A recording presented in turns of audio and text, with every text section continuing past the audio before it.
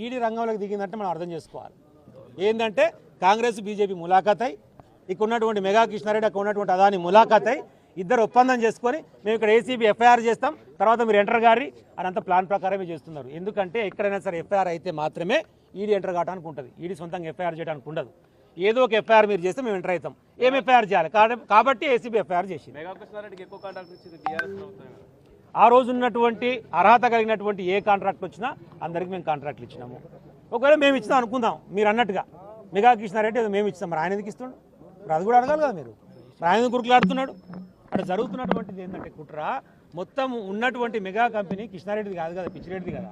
కృష్ణారెడ్డి ఏం చేసినట్టు దాన్ని మొత్తం కథం పట్టించేసి పిచ్చిరెడ్డిని బయటికి ఎలా కొడుతుండు. 13,000 కోట్లకు మాట్లాడుకున్నారు. ఆ 13,000 కోట్లు చెల్లిస్తానికి మొత్తం భారతదేశంలో పైసలు దొరుకుతలేవు. అదానితో ములాఖాత్ అయి, నువ్వు నాకు ఈరా నాయన కొద్దిగా పైసలు మా మామగారిని పంపించి కంపెనీ ఆక్యుపై చేసుకుంటా, నీకు రేవంత్ రెడ్డితో సిట్టింగ్ చేయించి నడి రోడ్లో ఉన్నటువంటి 80 ఎకరాల భూమిని మీకు అప్పచెప్తా, పొంగిలేటి శ్రీనివాస్ రెడ్డి ఏదైతే ఐవీఎస్ఆర్ కంపెనీకి సంబంధించి మీకు అడ్డం వచ్చిండో దాన్ని పక్కకు జరిపిస్తా అని మొత్తం ములాఖాత్లో భాగంగా మరి నేనేం చేయాలంటే మేము ఒక కేసు పెట్టాక ఈడీ నువ్వు ఎంటర్ చేయాలి బీజేపీ తరఫున అని చెప్పి జరుగుతున్నటువంటి పెద్ద కుట్ర ఇది. ఆ కుట్రలో బీజేపీ కాంగ్రెస్ కలిసే చేస్తున్నది. అయినా ప్రజల పక్షాన కొట్లాడడానికి నికార్సైనటువంటి మగపిన కలిగినటువంటి తెలంగాణ ఉద్యమకారునిగా, తెలంగాణ కోసం పనిచేసినటువంటి మంత్రిగా కేటీఆర్ గారు ఎప్పుడు సిద్ధంగానే ఉన్నాడు. విచారణ వారు ఎదుర్కొంటారు. ఎవరికి శశబిష ఇలా అవసరం లేదు అనేటువంటి విషయాన్ని స్పష్టం చేస్తారు.